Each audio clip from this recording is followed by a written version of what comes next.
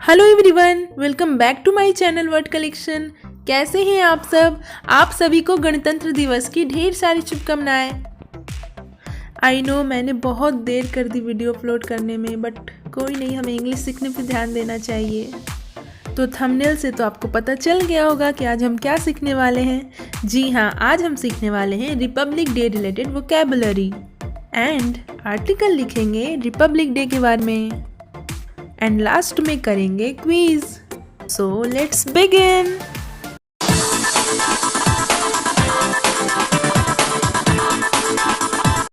First word है हमारा celebrate. Celebrate celebrate का मतलब होता है उत्सव मनाना। नेक्स्ट है कॉन्स्टिट्यूशन। कॉन्स्टिट्यूशन संविधान। नेक्स्ट है came into force. Came into force प्रभाव में आया। नेक्स्ट है फॉर्मली। फॉर्मली आधिकारिक रूप से। नेक्स्ट है प्रिएम्बल। प्रिएम्बल प्रस्तावना। नेक्स्ट है हिस्टोरिक। हिस्टोरिक ऐतिहासिक। नेक्स्ट है इंडिपेंडेंस। इंडिपेंडेंस आज़ादी। नेक्स्ट है British rule. British rule British शासन। नेक्स्ट है कॉलोनियल पीरियड। कॉलोनियल पीरियड अंग्रेजों का जमाना।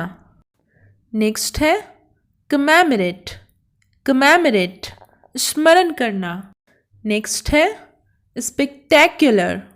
स्पेक्टेक्युलर बहुत शानदार। नेक्स्ट है with great pump and show. With great pump and show बहुत धूमधाम के साथ। नेक्स्ट है रिपब्लिक। रिपब्लिक प्रजातंत्र राज्य। नेक्स्ट है नेशनल। नेशनल राष्ट्रीय। नेक्स्ट है नेशनल एंथम। नेशनल एंथम राष्ट्रगान। नेक्स्ट है the three wings of army. The three wings of army. Next है डेमोक्रेसी। डेमोक्रेसी जनतंत्र। नेक्स्ट है डेमोक्रेटिक कंट्री। डेमोक्रेटिक कंट्री लोकतांत्रिक देश। नेक्स्ट है फ्लैग। फ्लैग ध्वजा। नेक्स्ट है अनफर्ल। अनफर्ल फहराना। नेक्स्ट है मार्चिंग। मार्चिंग परेड करना। नेक्स्ट है सैल्यूट। सैल्यूट सलामी देना। नेक्स्ट है कैनन। कैनन तोप। नेक्स्ट है ग्लिम्प्स। ग्लिम्प्स झांकी। नेक्स्ट है मार्टर। मार्टर शहीद। नेक्स्ट है मार्टिडम। मार्टिडम शहादत या बलिदान। नेक्स्ट है मोज़ोलियम। मोज़ोलियम समाधि। नेक्स्ट है ट्रूप। ट्रूप फौज। नेक्स्ट है क्राउड। क्राउड भीड़। नेक्स्ट है पेट्रियट। पेट्रियट देशभक्त। नेक्स्ट है ट्रेटर। ट्रेटर देशद्रोही या गद्दार। नेक्स्ट है कल्चरल प्रोग्राम। कल्चरल प्रोग्राम सांस्कृतिक कार्यक्रम। नेक्स्ट है फोक डांस। फोक डांस लोक नृत्य। नेक्स्ट है ट्रेडिशन। ट्रेडिशन परंपरागत। नेक्स्ट है फ्रीडम। फ्रीडम आज़ादी। नेक्स्ट है डिग्निटरी। डिग्निटरी महानुभाव। नेक्स्ट वर्ड है फंक्शन। फंक्शन समारोह। नेक्स्ट है पे होमेज। पे होमेज श्रद्धांजलि अर्पित करना। नेक्स्ट है 21 कैनन सैल्यूट। 21 कैनन सैल्यूट 21 तोपों की सलामी। नेक्स्ट है चीफ गेस्ट। चीफ गेस्ट मुख्य अतिथि। नेक्स्ट है टैब्लो। टैब्लो झांकी। नेक्स्ट है डेमोन्स्ट्रेट।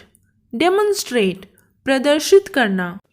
अब हम रिपब्लिक डे के बारे में इस आर्टिकल के थ्रू जानेंगे और साथ ही हमने अभी जितने भी इंग्लिश वर्ड्स के मीनिंग सीखे हैं उनका यूज इस आर्टिकल में किया गया है, तो इस आर्टिकल के थ्रू और अच्छे से हम इन सभी वर्ड्स की मीनिंग समझेंगे। We celebrate Republic Day on 26th of January every year because on this day the Constitution of India came into force. Be the people of India having formally become a democratic republic and we call this day a Republic Day. तो इसका क्या मतलब हुआ? इसका मतलब हुआ कि हम हर साल गणतंत्र दिवस इसलिए मनाते हैं क्योंकि इस दिन हमारा यानी भारत का संविधान प्रभाव में आया यानी लागू किया गया था। तो अभी हमने पढ़ा है कि सेलिब्रेट का मतलब होता है मनाना, रिपब्लिक का मतलब होता है गणतंत्र, कॉन्स्टिट्यूशन का मतलब होता है संविधान।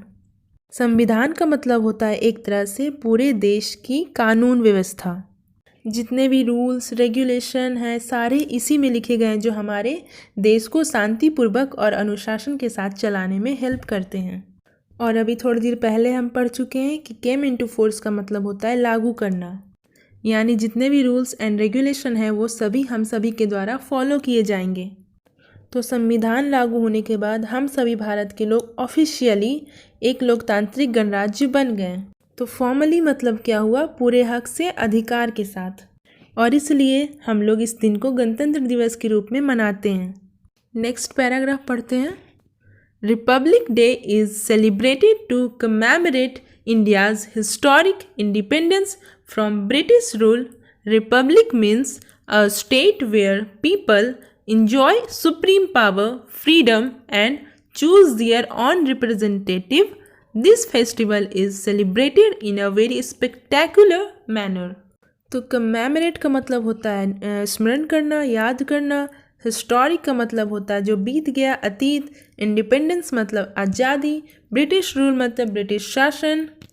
और सुप्रीम पावर का मतलब हो गया जो सर्वोच्च पावर होता है, जो सबसे ऊंचा पावर होता है। फ्रीडम मतलब आज़ादी।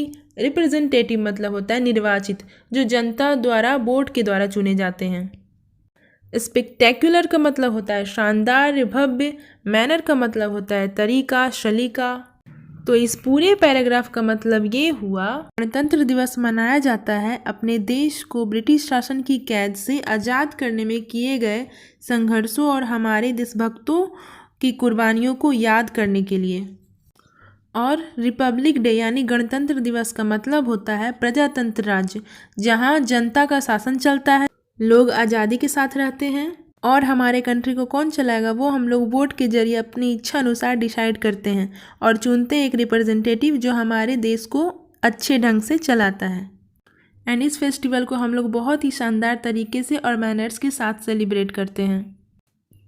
On this day the prime minister pays homage to Mahatma Gandhi's mausoleum. The President of India unfurled the national flag on Rajpath in New Delhi. He receives salutes from the three wings of Army, Police, NCC, etc. तो इस दिन हमारे prime minister Mahatma Gandhi को श्रद्धांजलि अर्पित करते हैं और India के प्रेसिडेंट यानी राष्ट्रपति नेशनल फ्लैग को फहराते हैं राजपथ न्यू दिल्ली में, और वो सैल्यूट पाते हैं थ्री विंग्स ऑफ आर्मी यानी सेना के 3 पंख, जल, थल और वायु सेना, पुलिस, एनसीसी और इत्यादि के द्वारा। अ glimpse of the culture of all states is presented by the tableau presented in the parade. There is also present one foreign dignitary as the chief guest of the function. Various states display their culture, tradition through tableau और folk dance. तो सभी states की सांस्कृतिक झांकियाँ इस parade में उपस्थित होते हैं और एक विदेशी महानुभव भी उपस्थित होते हैं हमारे चीफ गेस्ट के रूप में, और वेरियस स्टेट से अपने अपने कल्चर को दर्शाने का इसमें मौका मिलता है, जैसे फोक डांस और टैब्लो। डिग्निटरी का मतलब होता है महानुभव, मतलब जिन्हें बहुत ज़्यादा एक्सपीरियंस हो, महान अनुभव हो। और टैब्लो का मतलब होता है झांकियाँ। फोक डांस का मतलब होता है लोक नृत्य जो कॉमन मैन के द्वारा पुराने परंपरा से जो डांस वगैरह चलते आ रहे हैं उन्हें बोलते हैं लोक नृत्य। Some colorful balloons are released into the sky to demonstrate peace. So Republic Day is a great Indian festival. It creates feelings of patriotism among the people. It makes us feel proud to be an Indian.